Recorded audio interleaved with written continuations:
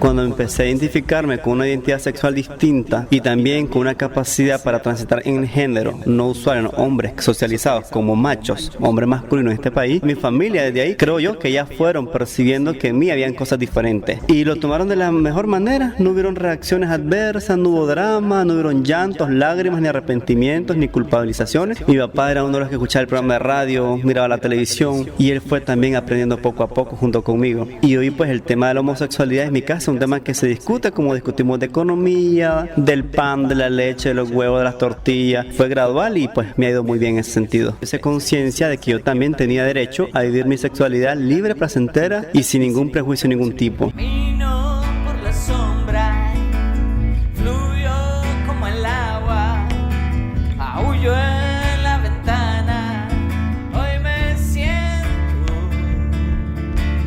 estrellada.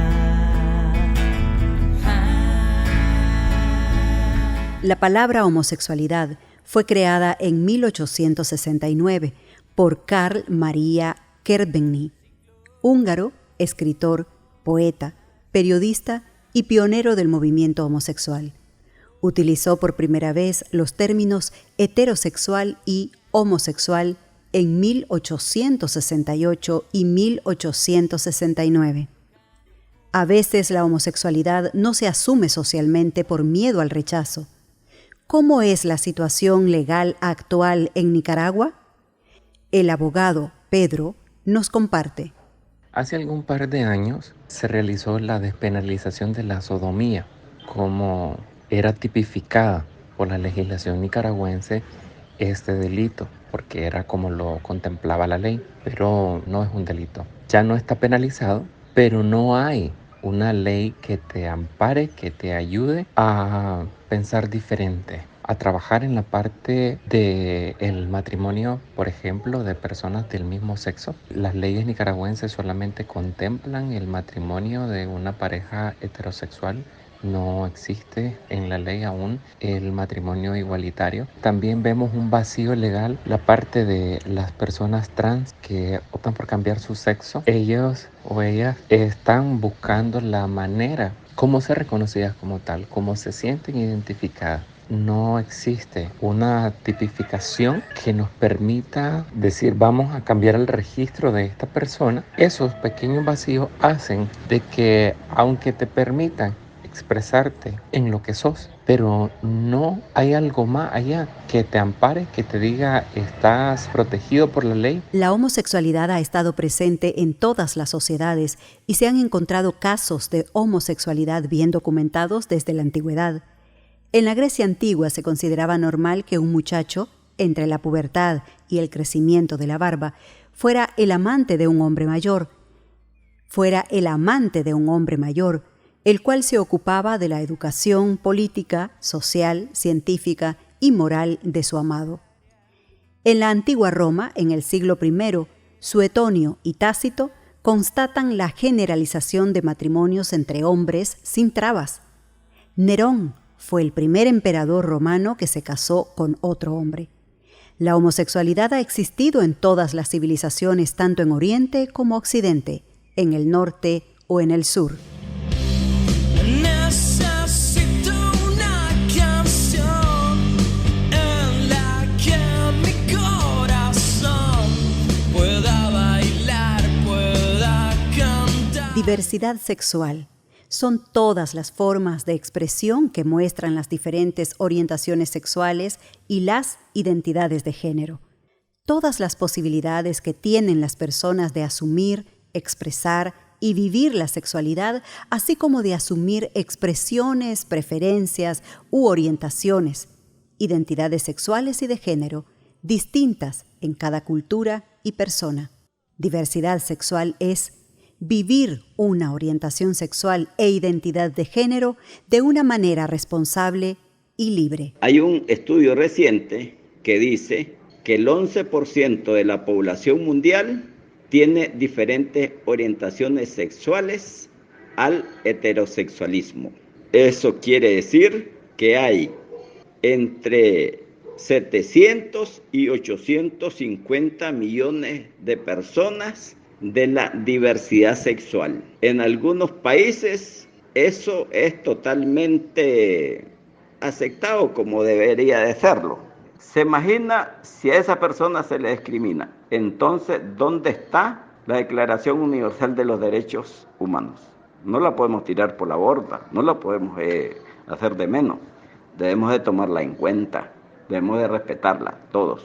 No veo por qué hay que asustarse de eso. El mundo siempre ha sido así, así es y así va a seguir siendo. Aún con todo, aceptarse es un gran paso para cada quien, muy diverso como lo es la sexualidad misma, pero más complejo aún resulta el poder comunicarlo a la familia.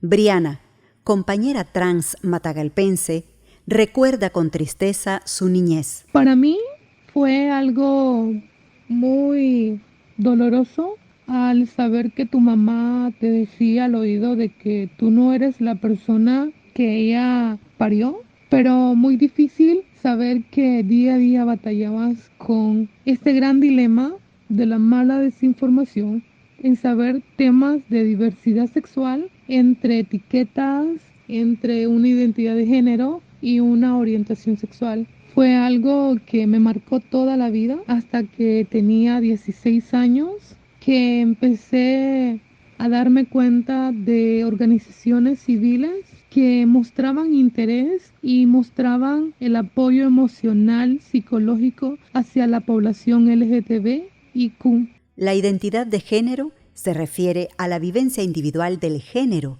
como cada persona lo sienta. Puede corresponder o no con el sexo biológico. Realmente, en la sexología y la identidad de género, todo ha sido tardío. El 18 de junio del 2018, la Organización Mundial de la Salud ha sacado la incongruencia de género, refiriéndose a la transexualidad, de la categoría de trastorno psicológico, para hacer una cuestión física. ¿Cómo es esa falta de adecuación del cuerpo al género que siente la persona? En todo este andar, descubrir y descubrirse de cada quien, hay también daños psicológicos y emocionales claros que viven las personas de la diversidad sexual producto de la discriminación.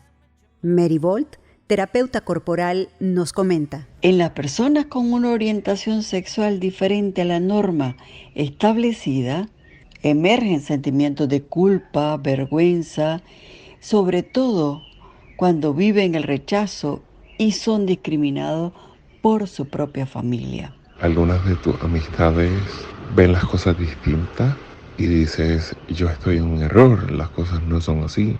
Pero luego te vas dando cuenta de que amar no es un error, que aunque sea una persona de tu mismo sexo, es algo que te ayuda a ser vos mismo, vos misma. A principios del siglo XX, un grupo de médicos, sexólogos y antropólogos comienzan a proponer nuevos enfoques sobre la sexualidad, dando luz sobre la diversidad sexual en cuanto a prácticas sexuales, llegando a desarrollar con numerosas investigaciones el concepto de diversidad sexual de hoy en día. Cuando yo descubrí que también me gustaban las mujeres, tenía alrededor de 23 años más o menos, y cuando me empecé a dar cuenta que miraba a las mujeres de manera diferente, estaba feliz con la idea y pensé, qué genial, me gustan también las mujeres, no solo los hombres. Lo recuerdo muy contenta, me gustó, me sentía como,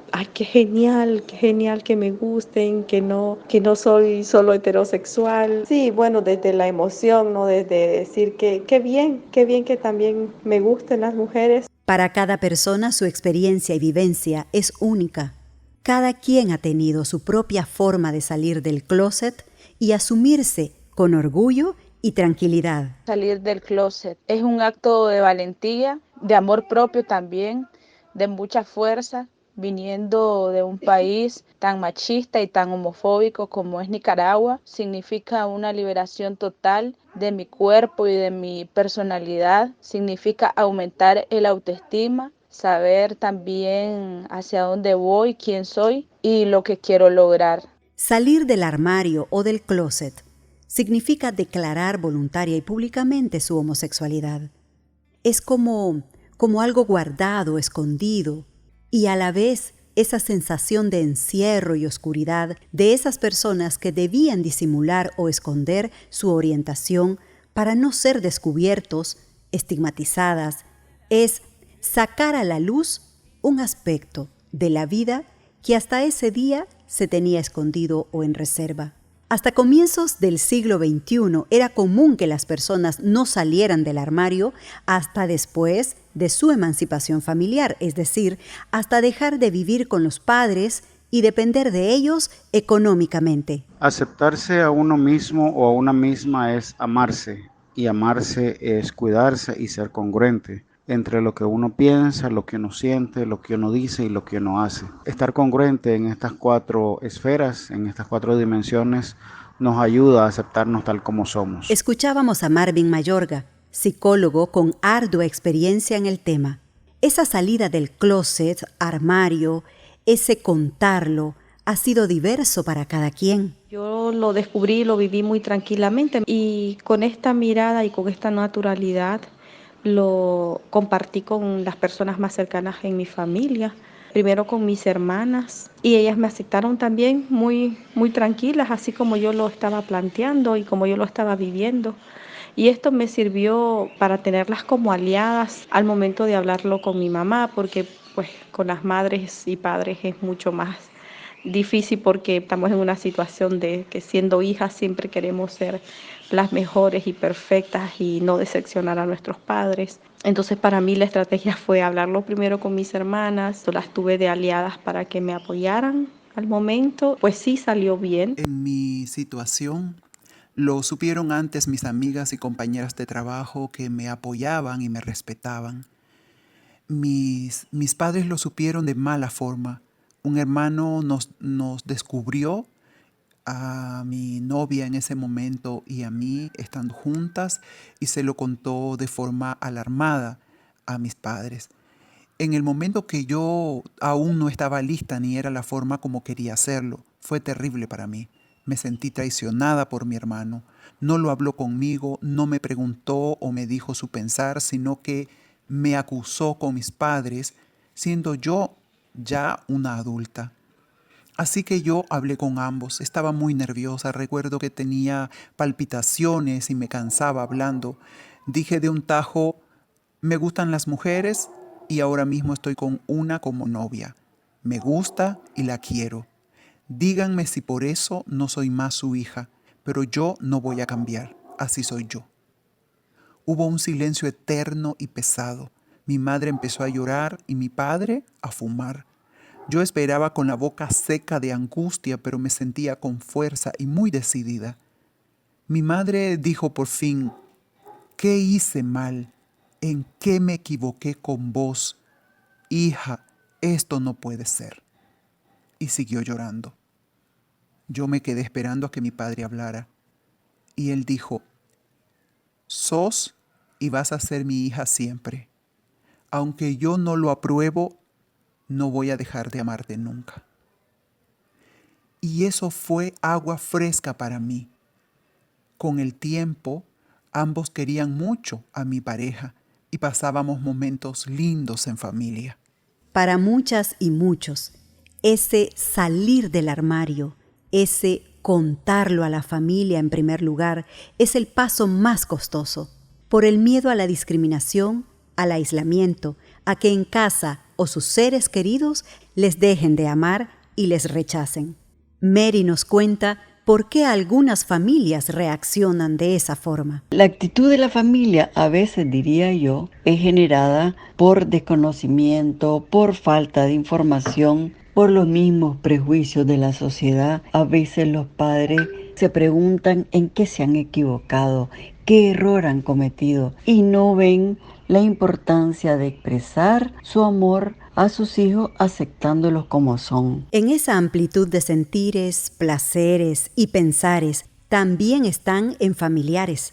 Hay quienes aceptan, reconocen y respetan la identidad de los seres que han procreado. Soy padre de 6 hijos, 3 mujeres y 3 varones. ¿Qué ha significado para mí tener un hijo gay? Nací al norte de Estelí en una comunidad llamada Los Chahuites. En esa comunidad nadie sabía leer más que una señora, se llamaba Rosa Dávila, sabía más o menos como un 3er grado. Yo quería aprender a leer y no tenía quien me enseñara, pero ocasionalmente a esa señora yo la encontraba en un camino o a veces llegaba a su casa y le preguntaba por una letra sorprendente que ella leyera. Para mí eso era algo grandioso. Hasta que logré aprenderme el abecedario. Hasta que logré formar palabras, decir algunas oraciones. Cuando pasó eso, ya yo tenía unos 7, 8 años. Entonces me llamó la atención de que a veces escuchaba unas palabras como raras en mi lugar. Entonces fui a una librería de Estelí y compré un diccionario a mi medida. Yo era chiquito, necesitaba un diccionario chiquito. Y a partir de ese momento yo nunca me despegué un diccionario. Inclusive anduve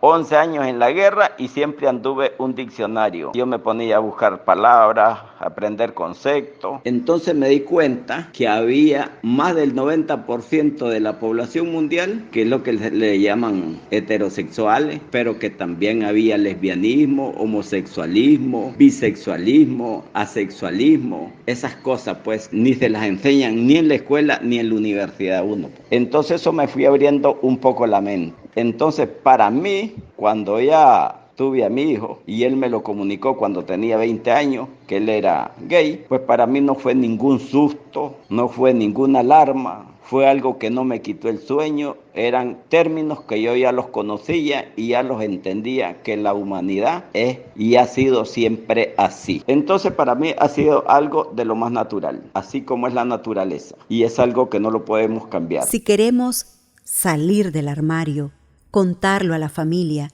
cada quien decide el momento y a quiénes compartirlo. Es una decisión personal. Marvin nos comparte posibles pautas que pueden ayudar. ¿Qué elementos te pueden ayudar para hablar con tus familiares sobre tu vida?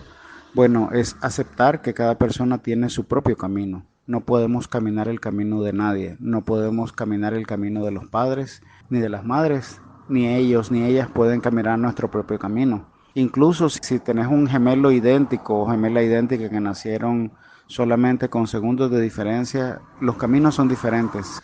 Aceptarte a vos misma, a vos mismo te va a ayudar mucho en ser autónoma en el camino que vos querés vivir. También ha funcionado escribirlo. Hacer a los padres o madres una carta contando sobre la propia sexualidad. Escribirles cómo ha sido tu proceso vivido para llegar hasta este momento. Contar las experiencias positivas y que te sentís feliz. Mi mensaje para todas las personas de la diversidad sexual que tienen mucho miedo de mostrarse tal cual como son en una sociedad es que las dudas son válidas. Uno de los consejos podría ser acercarse a todas estas organizaciones o grupos de amigos que realizan. Es necesario que madres y padres se informen, investiguen, que se den cuenta cómo han cambiado las cosas en el mundo. En 28 países es legal el matrimonio igualitario, 5 en Sudáfrica. Costa Rica y 19 estados de México se suman a este avance en materia de derechos humanos. Sumemos acciones que erradiquen la homofobia y la discriminación. Lo que más ayudaría sería rescatar el amor y el respeto como base para poder convivir, para poder tener un buen trato entre todas las personas que convivimos en nuestras familias y así naturalizar nuestros gustos y nuestras diferencias. Las leyes están muy bien y son importantes, pero principalmente necesitamos tener buenos tratos en la sociedad en general y en nuestro núcleo familiar. Lo más importante, aceptar a hijos e hijas como son, para que se sientan seguros y seguras, en protección, amados y amadas. Esto es realmente lo que dará la fuerza para enfrentarse al mundo, a la vida y a la cotidianidad. Me suena